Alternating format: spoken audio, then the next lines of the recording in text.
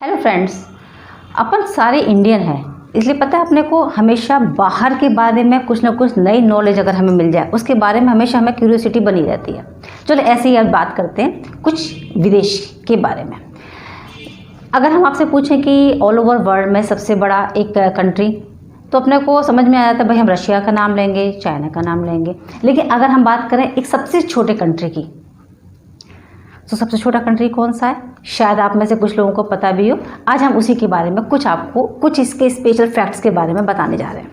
तो सबसे छोटा एक कंट्री है, वो है वेटिकन सिटी। कहाँ पर है ये? तो ये छोटा सा जो देश है हमारा प्यारा सा चुन्नू सा, ये यूरोप में है। यूरोप में क्या? इटली के पास, बिल्कुल इटली से लगा हुआ। जो इटली की कैपिटल है हमारी रोम, उससे ही बिल्कुल ये लगा हुआ है।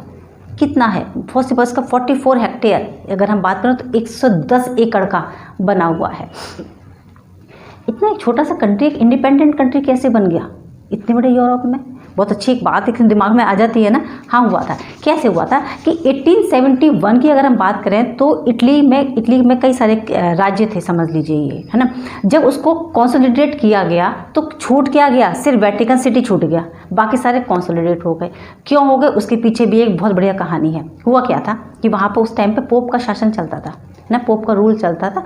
और फिर क्या हुआ, पोप और मुसोलिनी एक डिक्टेटर थे, इनके बीच में आपस में, और पोप उस टाइम पे जो पोप के जो किंग थे वो थे पायस 11।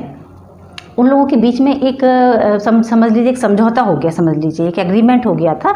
वो हुआ था तकरीबन 1929 है ना, 11 फरवरी 1929 में उनके बीच में एक एग्रीमेंट हुआ। और उस एग्रीमेंट के जरिए ये कहा गया कि भाई पोप यूरोप के और किसी भी मैटर में या फिर किसी भी पॉलिटिकल मैटर में नहीं बोलेगा, लेकिन उसके बदले वेटिकन सिटी को पूरी तरीके से इंडिपेंडेंट कर दिया जाएगा बस। और क्या हो गया? वेटिकन सिटी पूरी तरीके से इंडिपेंडेंट हो गया, बाकी यूरोप उससे अलग हो गया।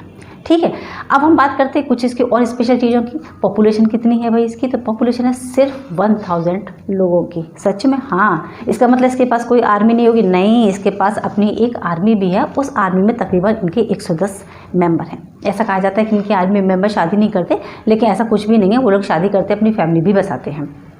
और बात करते हैं, वेटिकन सिटी एक ऐसा सिटी है जो रात में पूरी तरीके से बंद हो जाता है। ऐसा कोई और कंट्री नहीं है जो पूरी तरीके से बंद होता हो, तो वो सिर्फ वेटिकन सिटी ही बंद होता है।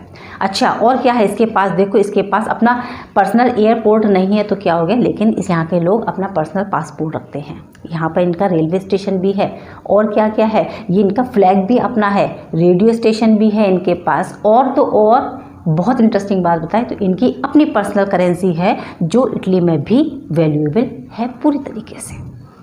है ना इंटरेस्टिंग कितनी सारी चीज़ें। और बात बताते हैं, यहाँ पे पूरी तरीके से राष्ट्रीय परंपरा को फॉलो किया जाता है। ठीक है ना। और जो राजा होता है यहाँ का, पोप का, वो हर 5 साल में एक प्रेसिडेंट को भी चुनता है।